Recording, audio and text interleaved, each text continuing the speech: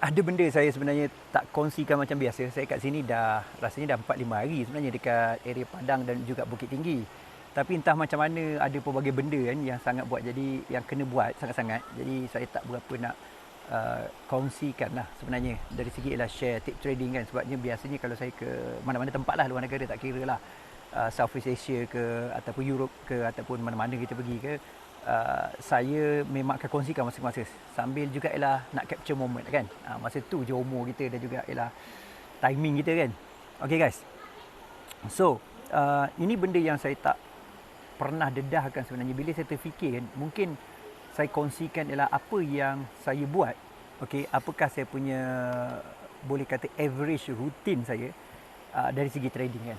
Sebab sebagai trader ni ialah memang fokus utama kita, saya memang fokus kepada ialah ada kekuatan kewangan, kebebasan masa. Tu yang kedua lah, kekuatan kewangan dan juga kebebasan masa. Tapi most important juga ialah iaitu kita faham apakah bentuk rutin dia. Contohnya antara benda yang sangat membezakan saya ialah, iaitu saya akan fokuskan kepada ialah ini saya kongsikan pada peserta mentorship dan sebagainya, ialah kita nak be able untuk less time dari segi trading supaya kita boleh make more time benda yang ada value dalam hidup kita. Less effort, maksudnya ialah kurangkan effort yang tinggi, dan juga ialah kita nak achieve more. Jadi itu antara benda yang memang saya fokuskan dari segi tindakan saya lah. Jadi hari ni saya nak walk you through apa saya buat dari segi konteks tersebut. Okey, nombor satu, sebenarnya kalau saya nak bagi tahu pada you ialah saya tidak wajibkan ialah harian kena trading ataupun mesti trading. Okey, saya akan tengok setup. Biasanya saya akan tunggu setup tu, walaupun setup tu 2-3 kali seminggu ataupun mungkin 1-2 hari baru timbul. Saya akan tunggu. Terutamanya H1, H4 sama arah. Okey, sama ada saya tengok ialah daily sama arah. Jadi saya tunggu. Okey, mungkin dalam konteks ni saya tak kongsikan dari segi konteks-konteks yang berlainan, contohnya ialah macam mana nak trading dari segi teknikal, tapi saya nak share you ialah apa rutin saya. Jadi first kali lah saya tak put masa sangat guna trading. Saya hanya tunggu ialah setup tertentu. Maksudnya kita kan ada handphone. Jadi guna handphone tu, smartphone tu, kita ada ability untuk buat benda tu lah. Maksudnya kita boleh tengok monitor sebagainya. Okey. Lepas tu pada sambung kat, kalau ini pelik bunyi, saya ada target harian tapi tak ada target harian. Sudah, macam mana tu? Okey, macam ni. Kalau ikutkan macam mana ramuan konsistensi yang saya kongsikan kepada 10,000 student, ialah pertama sekali iaitu kita kena ada clear cut, iaitu dari segi ialah kita ada measurement dalam MacBook. Okey, yang kedua ialah kena ada ialah strategic trading implementation. So dalam strategic implementation kita ada target. Target kita hanya $2.5 ke $5 berdasarkan ialah akaun $1,000 USD.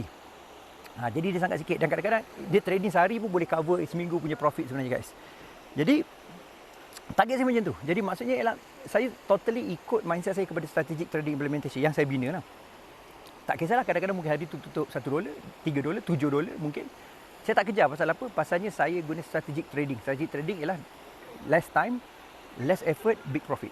Jadi target saya sebulan hanya 5 ke 10%. Even mungkin bulan tu 3% tak ada masalah. Jadi tu kata saya ada target tapi tak ada target. Jadi kalau you tengok kan, rata-rata ialah saya trading tu macam dah dapat cukup.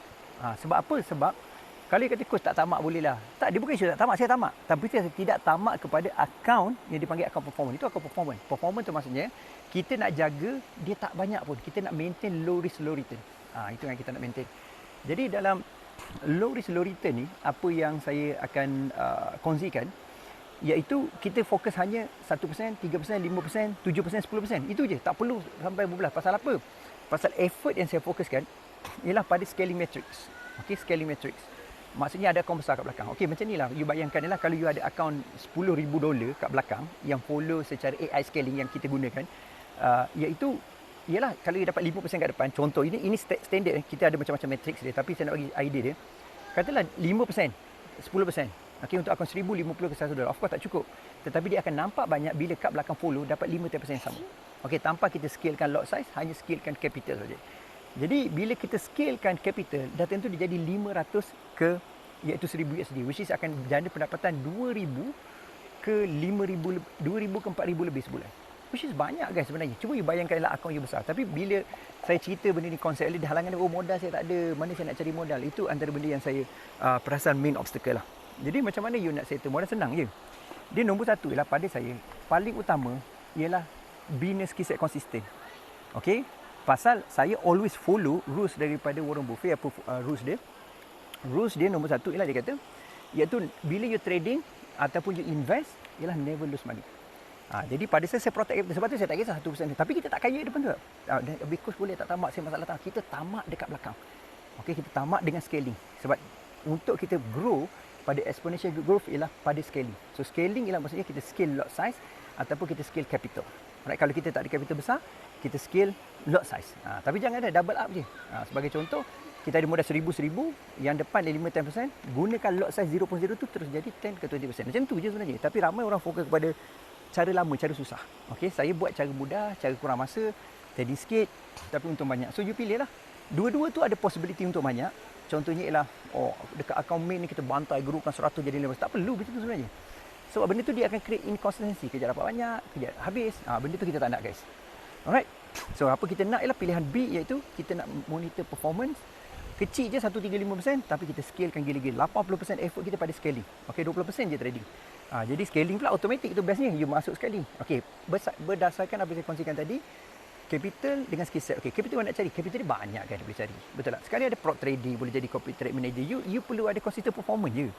Dan orang yang duit banyak, dia tak ada orang yang nak invest pada you. Dia tak nak return sampai banyak-banyak kali sebenarnya. Dia nak return yang slow and steady tetapi sure. Okey, you nak benda confirm ke benda yang tak sure? Saya nak benda confirm lah. Jadi cuba you imagine ialah you ada betul consistent portfolio. Relax je 3%, 5%, 7%. Iaitu setahun 2 tahun. You rasa ada tak orang akan invest pada you? Ada tak orang akan bagi duit? So it's matter of strategy, guys. Daripada kita duk cuba benda tak workable kan, kejap kaya kejap habis, 3 hari profit, 1 hari kena habis, 3 minggu profit, kena 1 kali hujung bulan habis duit. So kita tak nak macam itu, cara lama. Biarlah sifu-sifu nak buat macam tu. Okey, kita geng-geng rakyat marhai ni buat cara cerdik, cara smart. Alright, hopefully you faham apa maksud kan. Jadi rutin trading saya macam tu je, simple je. Benda lain buat apa, coach? Benda lain lah pagi memang wajib pergi gym 2 jam, sejam weight training, 1 ialah cardio. Lepas tu saya akan belajar, banyaklah saya study dari segi macam bisnes ataupun filosofi dan sebagainya, self development. Dan kebanyakan lah saya spend bersama team macam nak grow activity. Ialah dari segi ialah kita punya ialah workshop, seminar, ada juga broker invite dan kita macam nak go global secara international. Kita semua buat benda tu secara sistematik, guys. Jadi trading ni sepatutnya bagi banyak masa. Kekuatan duit aku biasa bukannya jadi penyakit pada you lah.